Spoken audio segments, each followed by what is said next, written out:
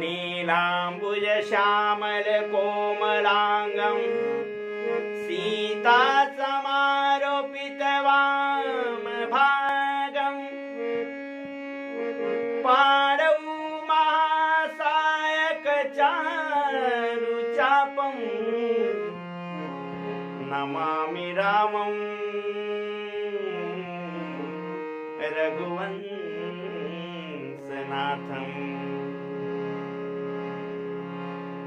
श्रद्धालु हनुमान चालीसा का तीसरा भाग प्रारंभ करते हैं। सूक्ष्म रूप धरि सियहि देखावा, विकट रूप धरि लंक जरावा। जब माता सीता के पास हनुमान जी पहुंचते हैं तो उनका रूप अति सूक्ष्म होता है। जब हनुमान जी चले थे तब कैसे थे? महारुद्र के रूप में प्रगटे जब बजरंग, शब्दों में भी पूर्ण था महाप्रलय का रंग। ओ जामवंत क्या कहते हो, जाकर बादल पर गरजूं, पहले लंकेश्वर को मारूं या फिर लंका उल्टी कर दूं। इस खारी जल की धारा को लांघूं या भी लील जाऊं, या जिस गिर पर लंकापुरी है वह गिर त्रिकूट ही ले आऊं। अपनी माता श्री सीता को राघव से अभी मिलाऊंगा। ऐसे तेजस्वी हनुमान जी सूक्ष्म रूप धरते हैं माता सीता के पास। क्यों?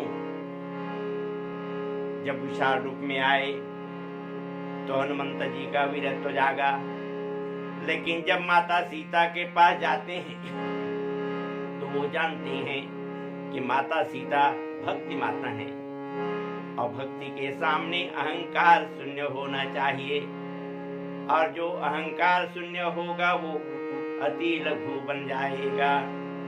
तो इसलिए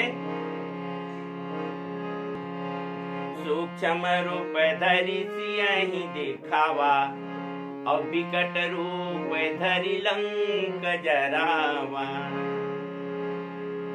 जब लंका दहन करते हैं तो विकट रूप में हो जाते हैं हनुमान जी। भीम रूप धरि असुर संहारे, रामचंद्र के काज संवारे। भगवान श्री राम के काज को संवारने के लिए हनुमान जी विकट रूप में हो जाते हैं। क्यों? क्योंकि जो रजनीचर थे, जो राक्षस थे, वो कैसे थे? गज बाजी खच्चर निकर पदचर,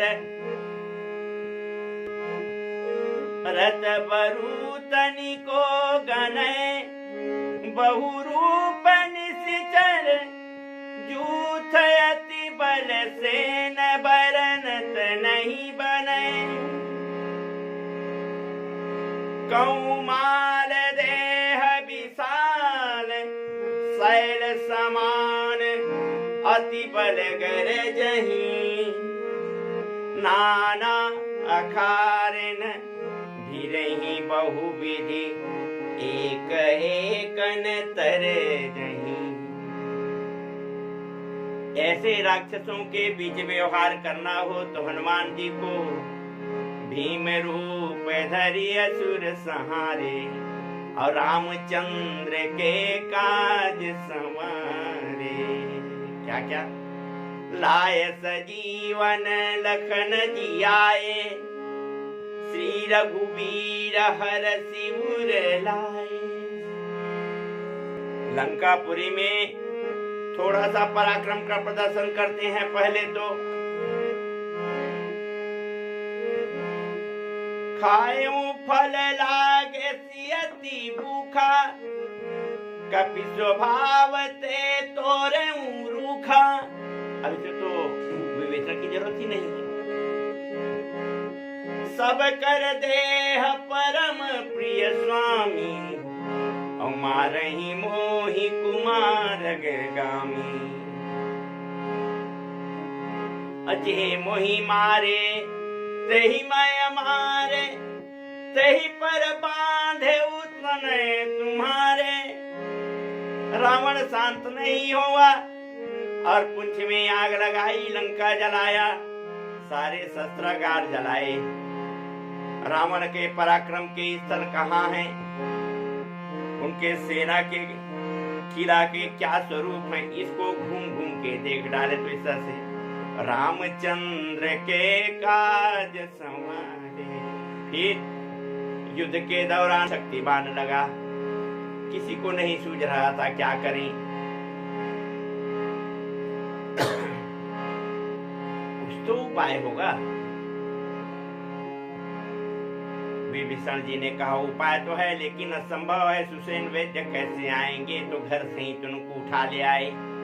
और सुसेन वैद्य बोले असंभव है, संजीवनी पर्वत हिमालय से, संजीवनी बूटी जो है हिमालय पर्वत से लाना है।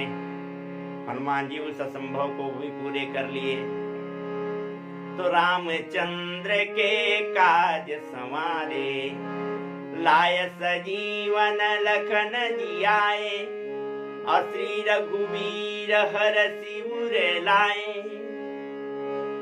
हनुमान जी के कृत्यों से भगवान अत्यंत प्रसन्न होते हैं, अनुग्रहित हो जाते हैं और उनको गले लगाने के लिए आगे बढ़ते हैं। तो हनुमान जी बोले प्रभु,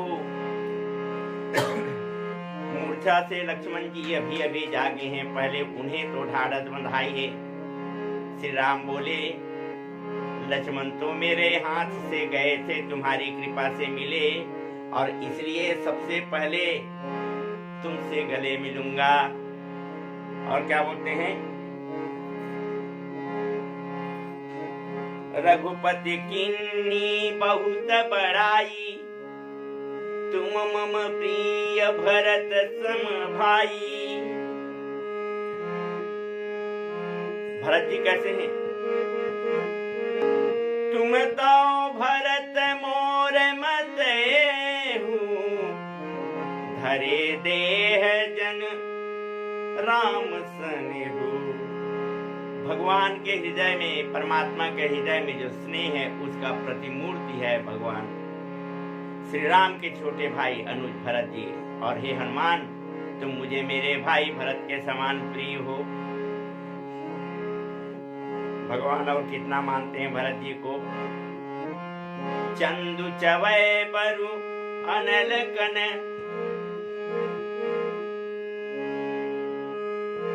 सुधा होई बिस तूल,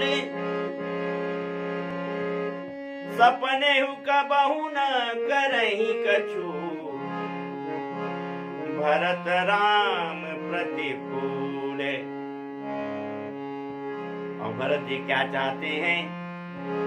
अर्थ न धर्म न काम रुचि, गति न चाहूं निर्वाण, जन्म जन्म रति राम पद, यह वरदान।